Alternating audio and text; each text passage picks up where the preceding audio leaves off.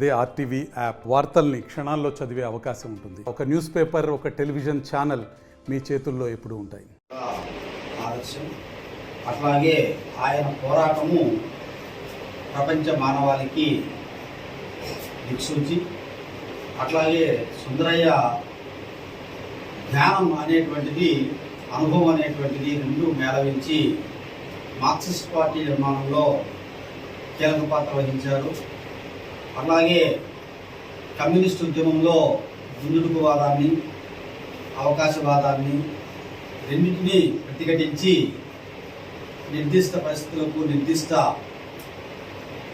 ఆలోచనలు, కార్యక్రమం, ఎత్తుగడలు రూపొందించి దేశ ప్రజలందరినీ కూడా సక్రమైనటువంటి పోరాట మార్గంలో నడిపించినటువంటి వ్యక్తి.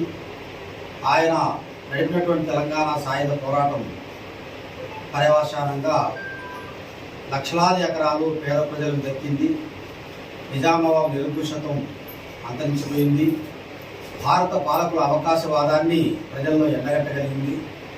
తద్వారా సుందరయ్య ఒక మహానాయకుడిగా ఎదగడానికి ఆనాటి భౌతిక పరిస్థితులు సానుకూలంగా ఉపయోగపడ్డాయి.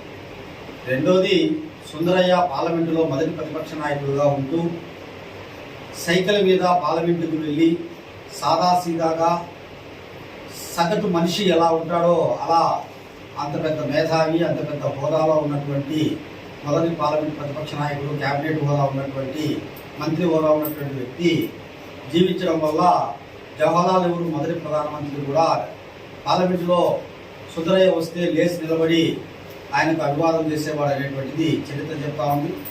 అట్లాగే ఆయన మాట్లాడేటప్పుడు పాలకులు, ప్రభుత్వ అధికారులు చాలా జాగ్రత్తగా విని రాసుకునే వాళ్ళని చరిత్ర మనం చెప్తా ఉంది. ఎందుకంటే ఆయన పార్లమెంట్లో మాట్లాడే ప్రతి మాట కూడా ఫీల్డ్కి పోయి ఫిజికల్గా ఇన్ కెమెరా ప్రొసీడింగ్స్ ఫాలో అయ్యి చూసి తెలుసుకొని వచ్చి మాట్లాడేవాడు. అందరూ పేపర్లు చదివి, లేకపోతే ఎవరో చెప్పింది విని, లేకపోతే అధికారులు ఇచ్చినటువంటి రిపోర్ట్ ఆధారంగా మాట్లాడేవాళ్ళు. కానీ సుందరయ్య అలా కాకుండా ఇన్ పర్సన్గా ఆయన పోయి చూసి విని తెలుసుకొని నోట్ రాసుకొని పార్లమెంట్లో వచ్చి మాట్లాడేవాడు. అందుకని జవహర్లాల్ నెహ్రూ ఆయన మంత్రివర్గాన్ని సుందరయ్య మాట్లాడేటప్పుడు జాగ్రత్తగా మీరు నోట్ చేసుకోండి పాయింట్స్ అని చెప్పి అనేవాడు అనేటువంటిది పార్లమెంట్ రికార్డ్స్లో ఉన్నటువంటి విషయాలు.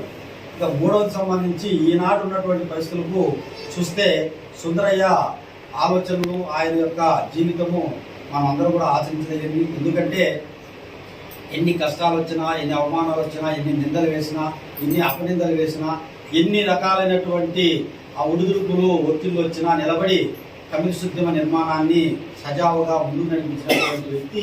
ఈరోజు దేశంలో బీజేపీ, ఆర్ఎస్ఎస్, హిందుత్వ ఫ్యాసిస్ట్ శక్తులు కమ్యూనిస్ట్ ఉద్యమాన్ని ఈరోజు రూపుమాపడానికి ప్రయత్నం చేస్తున్నారు. అట్లాగే భారత రాజ్యాంగం లౌకిక వ్యవస్థ నాశనం చేయడానికి ప్రయత్నం చేస్తున్నారు.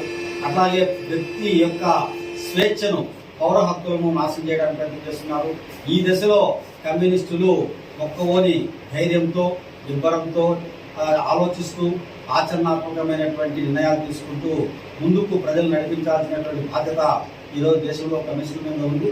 కాబట్టి సుందరయ్య ఆచరణాత్మకమైనటువంటి సిద్ధాంత పటిమను మనం అందరం కూడా అలవర్చుకొని అందులో మనం ఆచరించడం వల్ల మనకు ఆ రకమైనటువంటి లక్ష్యాలు వచ్చి దేశాన్ని, సమాజాన్ని, ప్రజలను ముందు నడపడానికి వీలవుతుందని తెలియజేస్తూ ఈ అవకాశం ఇచ్చినటువంటి అందరూ కూడా పేరు. మరిన్ని వీడియోస్ కోసం ఛానల్ ని సబ్స్క్రైబ్ చేయండి. లేటెస్ట్ అప్డేట్స్ కోసం వాట్సాప్ ఛానల్ ని ఫాలో చేయండి. అండ్ లింక్ డిస్క్రిప్షన్ లో ఉంది.